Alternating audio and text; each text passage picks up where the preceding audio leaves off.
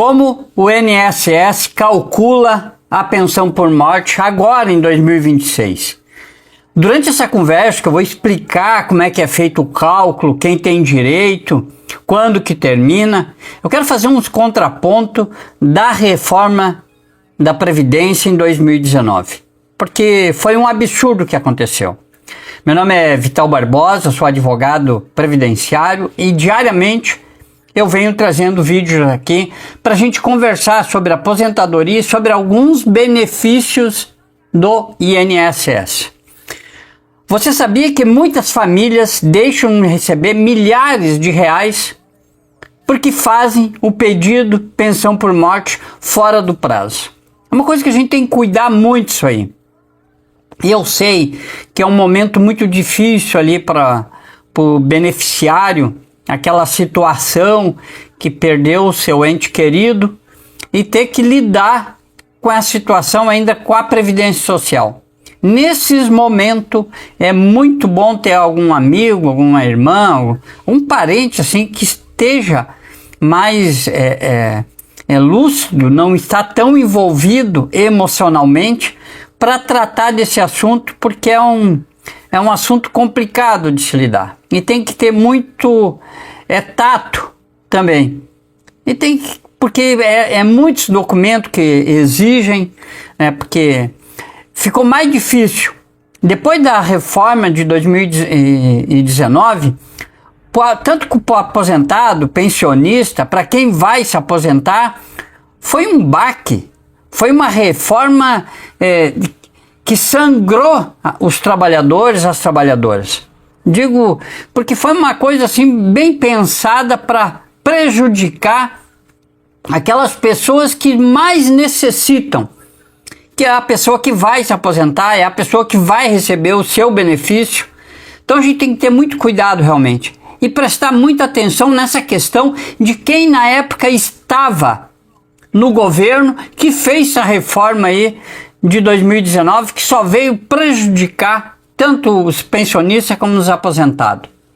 Então eu preciso falar isso para vocês, tá? Então muita gente perde porque está fora do prazo. E pior, muita gente acredita que a viúva ou os filhos vão receber exatamente o mesmo valor da aposentadoria que o falecido já recebia. O falecido, e isso não é verdade, e o falecido ele já não recebia o total que ele deveria.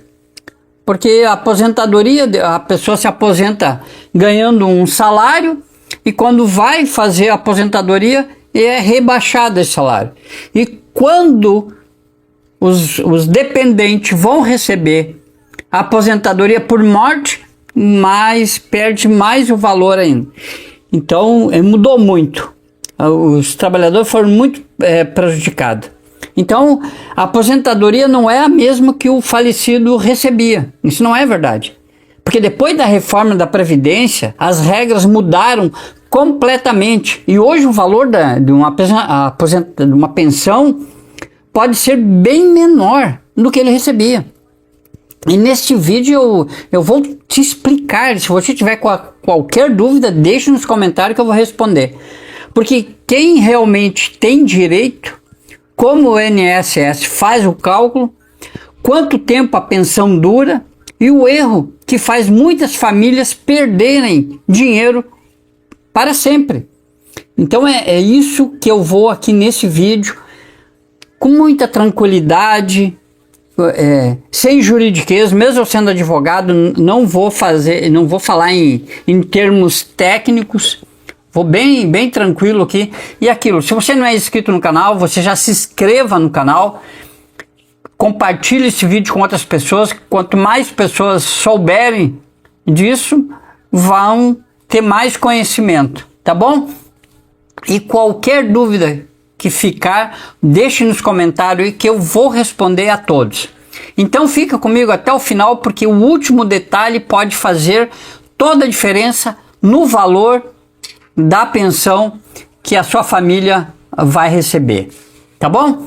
Então, como eu falei, meu nome é Vital Barbosa, eu sou advogado, trabalho aí atendendo e fazendo vídeos diariamente sobre aposentadoria e as questões das pensões e benefício, como BPC Loas, todo tipo de benefício a gente está aqui diariamente falando. Aqui no canal Direito do Aposentado eu explico as regras do INSS de forma simples, para que você conheça seus direitos sem complicação.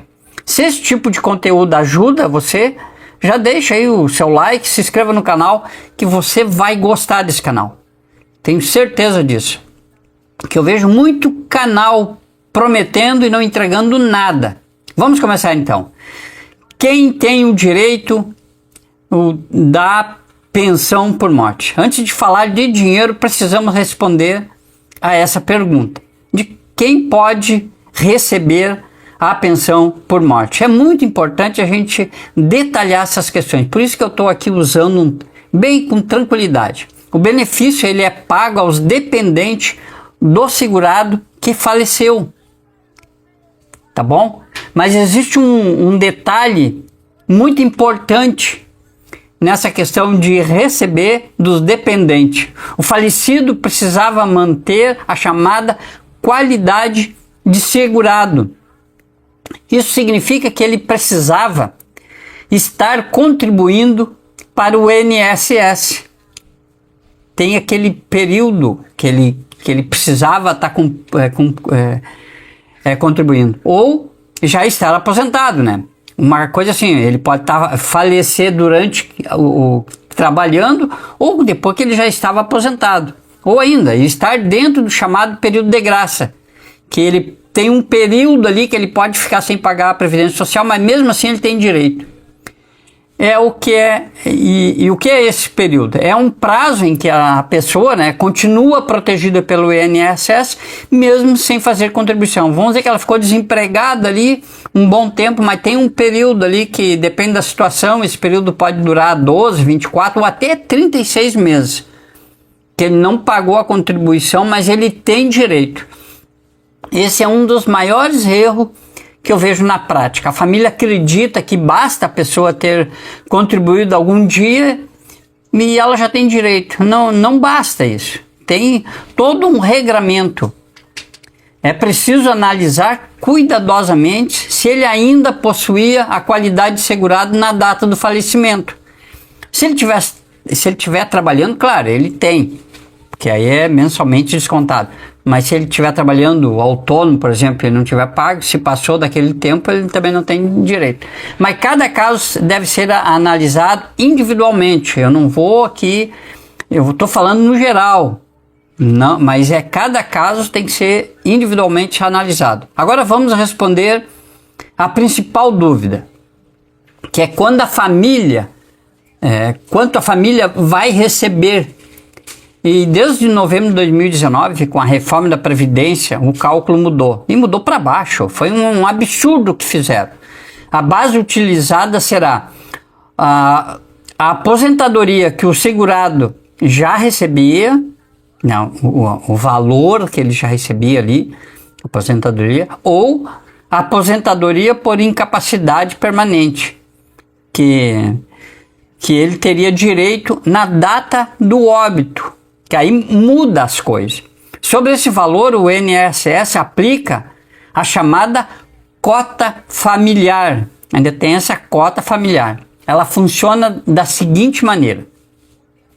A família começa com 50%, já começa com 50%.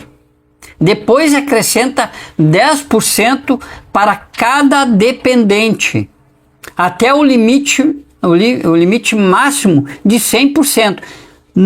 Do que ele estava recebendo. Então começa com 50%, cada dependente 10%, no limite de 100%. É isso que vai acontecer. Porque antes ele morria, antes de 2019 já estava tudo garantido para a viúva. Um dependente 60%, dois dependentes 70% e três dependentes 80%. Se for 4 dependentes é 90%, e se for 5 dependentes, os 100% do que ele recebia. Esses são os valores. Agora vamos aos exemplos. Eu vou te dar um exemplo aqui. Imagina que o falecido recebia R$ 3.000. E se deixou apenas a esposa, vamos dizer que ele não tinha filhos, ficou só a esposa, ou os filhos já eram maiores de 21 anos.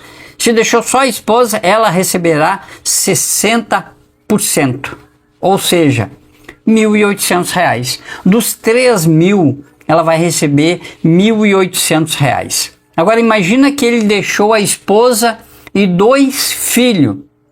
2 filhos daí são 3 dependentes. Então ele já sai com 50% e mais 10% de cada um. A pensão será de 80%. O benefício será de 2.400, dividido entre os 3 dependentes em partes iguais. Tá entendendo como funciona? Qualquer dúvida, deixe nos comentários que eu vou responder a todos. Perceba que a aposentadoria não passa automaticamente para a família. Não passa. Vai ter que ver quantos dependentes tem. Esse é um dos maiores mitos sobre a pensão por morte. É dizer, não, agora passou para a família e vou receber para sempre. Não é assim que funciona. O que acontece quando um filho completa 21 anos? Essa é uma dúvida que aparece todos os dias. Vou completar 21 anos. Quando um filho completa 21 anos, normalmente ele deixa de ser dependente. Mas assim, mas atenção, a parte dele não é redistribuída entre os demais dependentes. Agora ele vai deixar de receber, outros vão... Não, ela simplesmente deixa de existir, salvo nas hipóteses previstas em lei. Tem outras hipóteses aí. Mas se ele completou 21 anos, o normal é que ele perde aquela pensão e não passa para outro. Por isso é comum a renda da família diminuir com o passar dos anos. Olha o absurdo que eles fizeram. Com o passar dos anos vai saindo dependente e a renda vai baixando. Por quanto tempo a pensão dura? Agora agora chegamos ao ponto que quase ninguém explica. A pensão não é vitalícia para todos, não é para todo mundo, como era antes de 2019. Para os filhos, ela normalmente termina aos 21 anos, como eu falei há pouco aqui.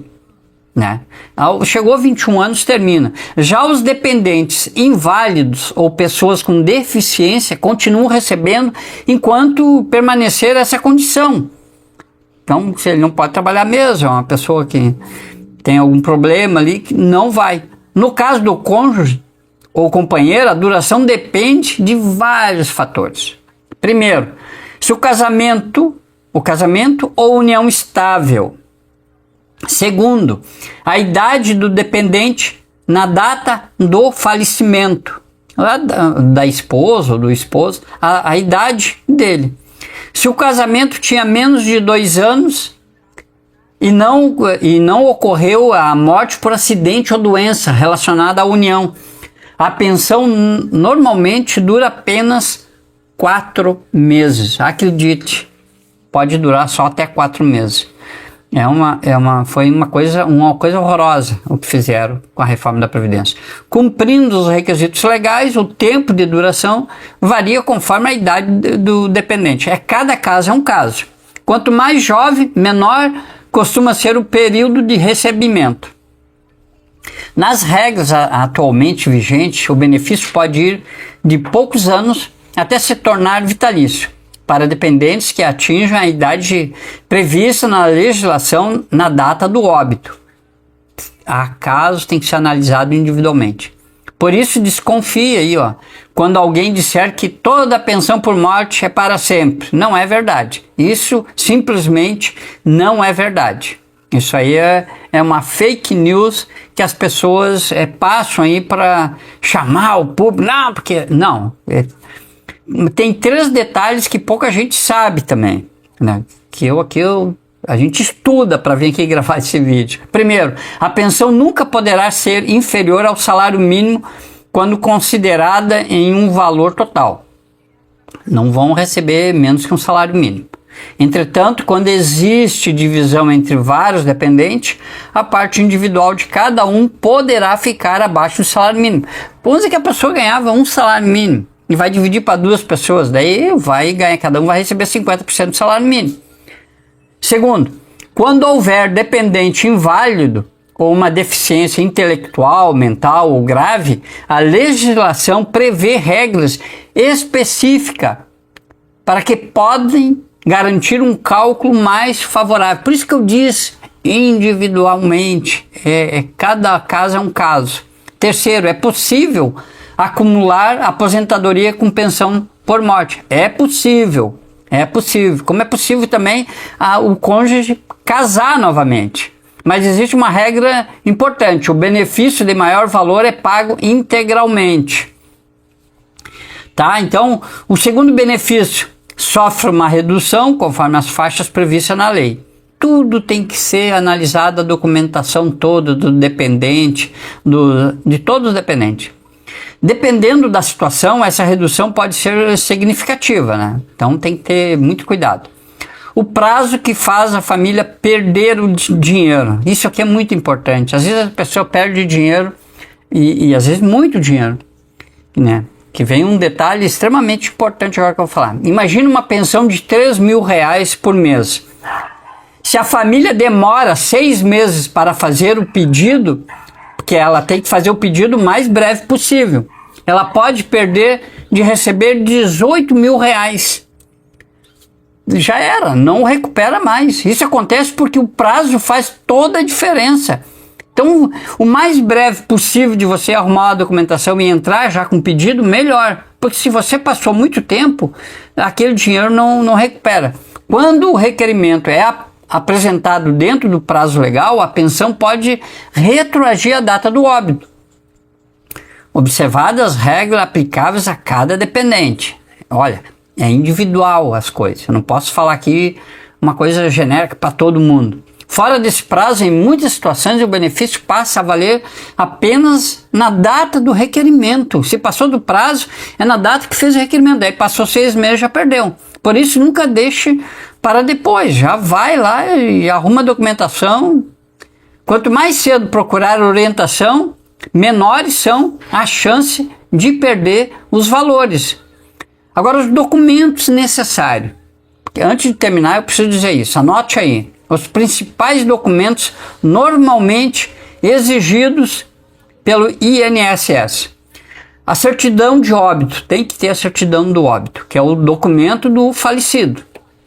A gente tem a certidão de nascimento, depois a carteira de identidade e a certidão de óbito. Documentos pessoais dos dependentes, de cada um que vai receber, certidão de casamento ou prova da união estável, certidão de nascimento dos filhos que vão estar ali participando desse, que são menores de 21 anos, e dependendo do caso, documento que comprove a dependência econômica.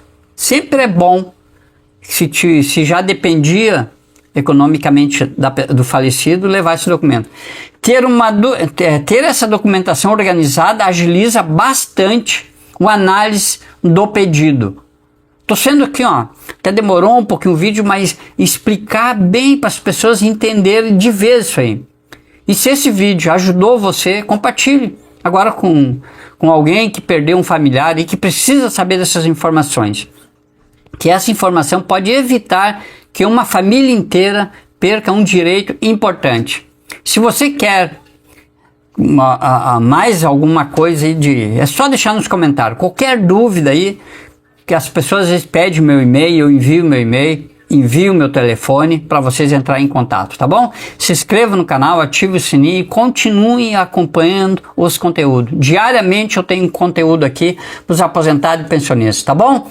Fica com Deus e até o próximo vídeo. Um grande abraço.